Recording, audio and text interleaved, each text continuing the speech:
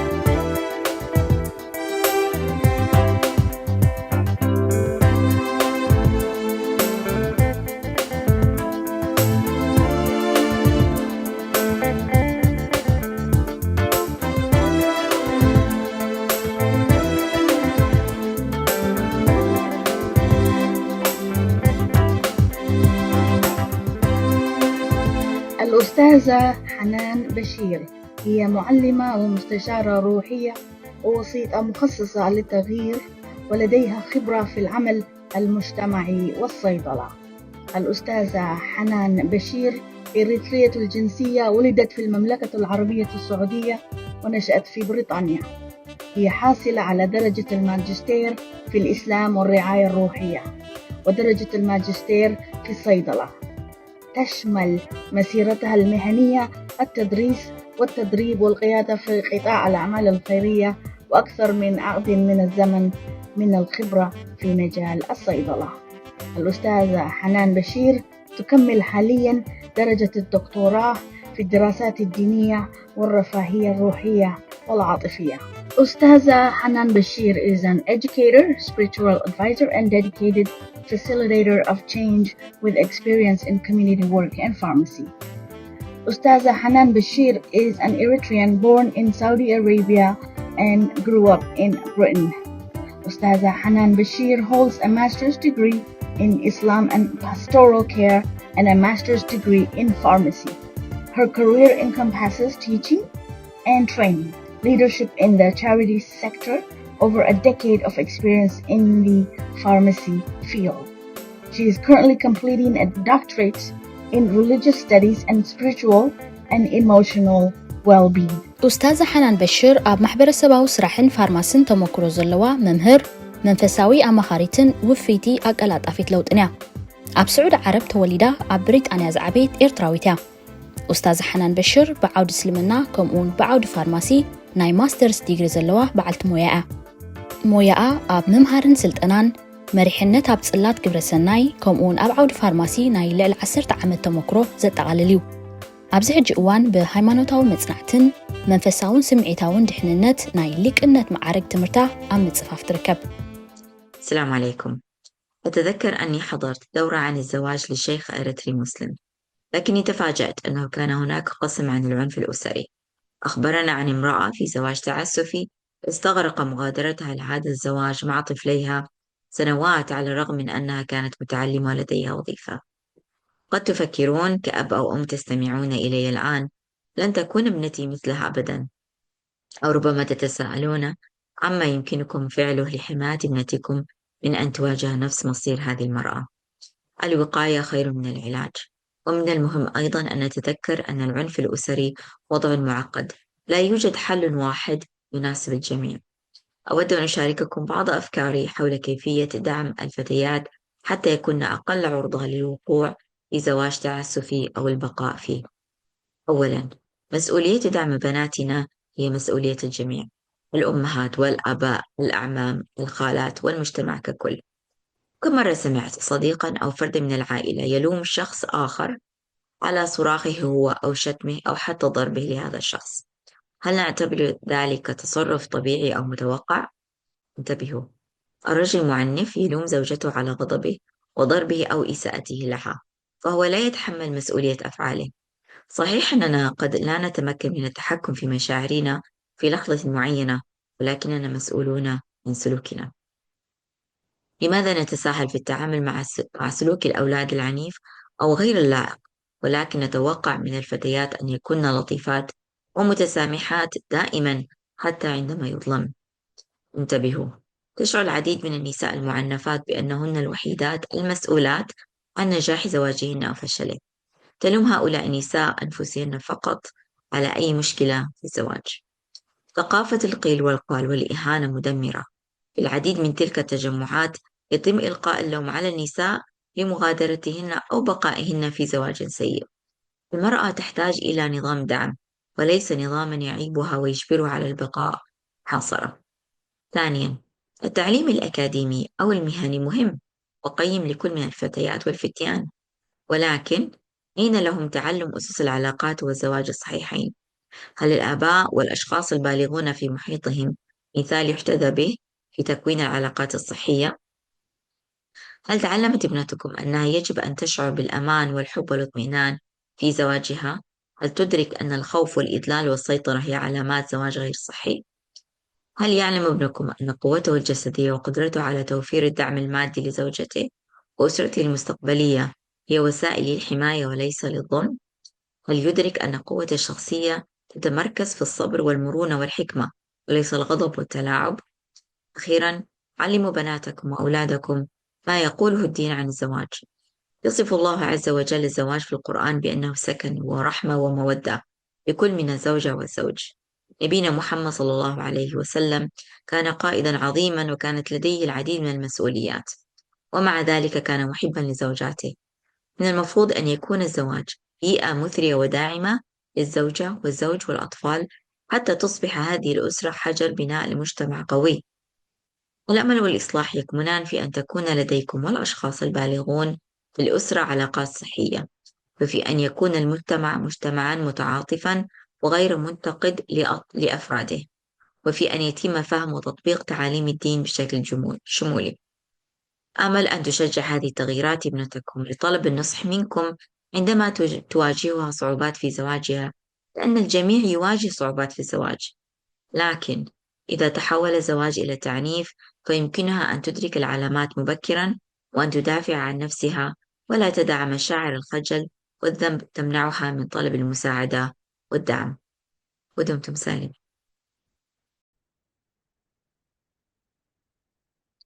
Salam. I remember attending a course on marriage by a Muslim Eritrean scholar. I was surprised that it included a section on domestic abuse. The teacher told us about a woman who was in an abusive marriage. It took her years before she left with her 2 children, even though she was educated and had a job. If you are a mother or a father listening to this, you may think that your daughter will never end up in this situation. Or perhaps you may wonder, what can you do to prevent your daughter from ending up like this woman? Prevention is better than cure. It is also important to remember that domestic violence and abuse can be a complex situation. There isn't a one-size-fits-all solution. I would like to share with you some of my reflections on how to support your daughters so they are less likely to end up or stay in an abusive marriage. Firstly, it's everyone's responsibility to support our daughters, the mothers, the fathers, the uncles, the aunts, the community as a whole. How often do you hear a friend or a family member blaming another person for their shouting, cursing, or even hitting the other person? Do we take it normal or expected? Pay attention. An abusive man blames his wife for making him angry and making him hit her or abuse her. He doesn't take responsibility for his actions. Remember, we may not be able to control our feelings in the moment, but we are responsible for our behavior. Why do we tolerate boys behaving in disrespectful or violent ways towards others, but expect girls to be nice and accommodating even when they are being wronged? Pay attention. Many women in abusive marriages feel that they're the only person responsible for the success or failure of the marriage. These women end up blaming themselves for not doing more. The culture of gossip and shaming is destructive. In many gossip gatherings, women are blamed for leaving a bad marriage or staying in a bad marriage. No woman wants to be the topic of these gatherings. A woman needs a support system, not one that shames her into staying trapped. Secondly, education is important and valuable for both girls and boys. But how much does it teach them about healthy relationships and marriages? Are parents and other adults in the family modeling what a healthy relationship is? Did your daughter learn that she should feel safe, loved, and secure in her marriage? Does she understand that fear, humiliation, and control are signs of an unhealthy marriage? Did your son learn that his physical strength and ability to provide financially for his wife and family are means of protection, not aggression? Does he understand that the strength in character is about patience, resilience, and wisdom, not anger and manipulation? Lastly, teach your daughters and sons that what religion says about marriage. In the Quran, marriage is described as second, home, mercy, and compassion for both family and husband. The teachings of Prophet Muhammad, peace be upon him, and his example tell us that he was a great leader with many responsibilities, yet he was gentle and loving with his wives. Marriage is meant to be nurturing and supportive environment for the wife, husband, and children, so the family becomes a building block for a strong community. There is hope and goodness when you and other adults in the family have healthy relationships, when the community is compassionate and non-judgmental towards its members, when the word of God and the teachings of his prophet are understood and followed holistically. Hopefully, these changes will encourage your daughter to ask for your advice when she has difficulties in her marriage, because everyone has difficulties in their marriage. But if their marriage turns abusive, she can see the signs early, stand up for herself, and not let her feelings of shame and guilt stop her from seeking support and help.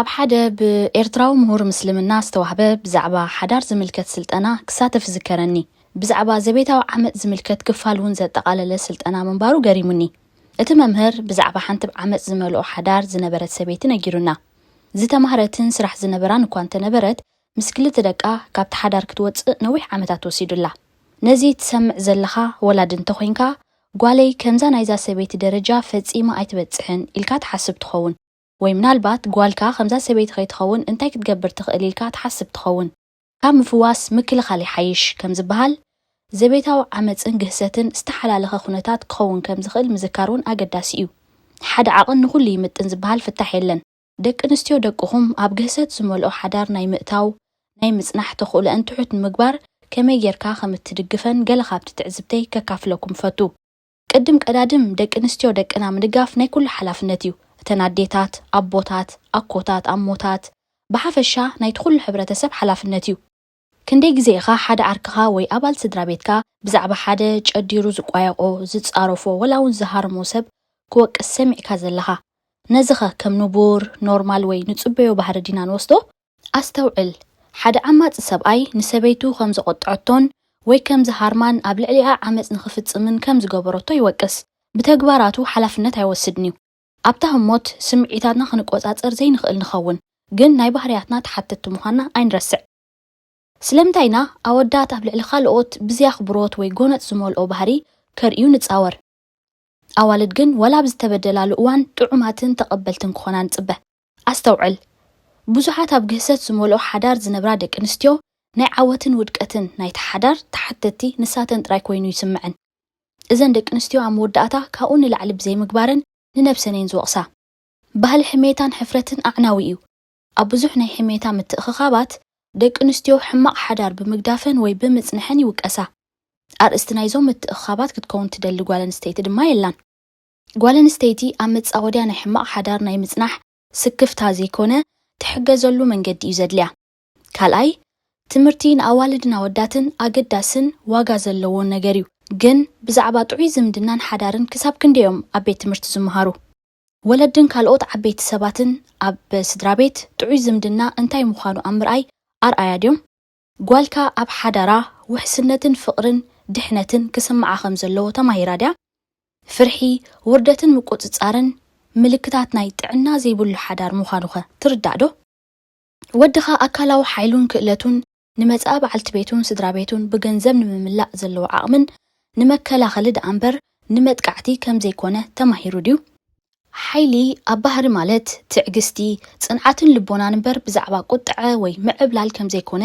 ይርዳእ ድዩ ኣብ መወዳእታ ንኣዋልድካን ኣወዳትካን ሃይማኖት ብዛዕባ ሓዳር እንታይ ከም ዝብል መሃሮም ኣብ ቁርኣን ሓዳር ከም ሰከን ወይ ገዛ ይግለጽ ምሕረትን ርህራሄን ንሰበይትን ሰብኣይን ይብል ትምህርቲ ነቢ መሐመድ ጸጋታትን ሰላምን ውረዶ ብዙሕ ሓላፍነት ዝነበሮ ዓብ መራሒ ምንባሩ ይነግረና ግን ድማ ምሰንስቱ ለዋህን ፈቃርን ምንባሩ እዩ ሓዳር ንበዓልቲ ቤትን ሰብኣይን ደቅን ዝሕብሕብን ዝድግፍን ሃዋህው ክኸውን ዝዓለመ እዩ እቲ ስድራ ቤት ድማ ናይ ዱልዱል ሕብረተሰብ መሰረት ኸውን ንስኻን ካልኦት ኣብታ ስድራ ቤት ዘለዉ ዓበይቲ ሰባትን ጥዑይ ዝምድና ምስ ዝህልወካ ተስፋን ሰናይ ነገርን እዩ እቲ ሕብረተሰብ ኣብ ልዕሊ ኣባላቱ ሩህሩህን ዘይፈርድን ምስ ዝኸውን ቃል ፈጣርን ትምህርቲ ነቢያትን ብኹለንትናዊ ኣገባብ ምስ ዝርዳእን ምስ ዝኽተልን ተስፋን ጽቡቕ ነገርን ኣሎ ተስፋ ንገብር እዚ ለውጥታት እዚ ጓልካ ብሓዳራ ጸገም ኣብ ዘጋጥማ እዋን ምኽሪ ክትሓትት ክትተባባዕ ምኽንያቱ ኩሉ ሰብ ኣብ ሓዳሩ ጸገም ስለ ዘለዎ ግን እቲ ሓዳር ናብ ዓመፅ እንተተቐይሩ እቲ ምልክታት ብኣግኡ ክትሪኦ ትኽእል እያ ንመሰላ ዶ ክትብልን ናይ ሕፍረትን ናይ በደልን ስምዒትን ድማ ሓገዝን ደገፍን ካብ ምድላይ ክዓግታ ኣይክትፈቀድን እያ Eritrean Women's Association of North America ማሕበር ደቂ ኣንስትዮ ኤርትራውያን ኣብ ሰሜን ኣሜሪካ جمعية المرأة الإريترية في أمريكا الشمالية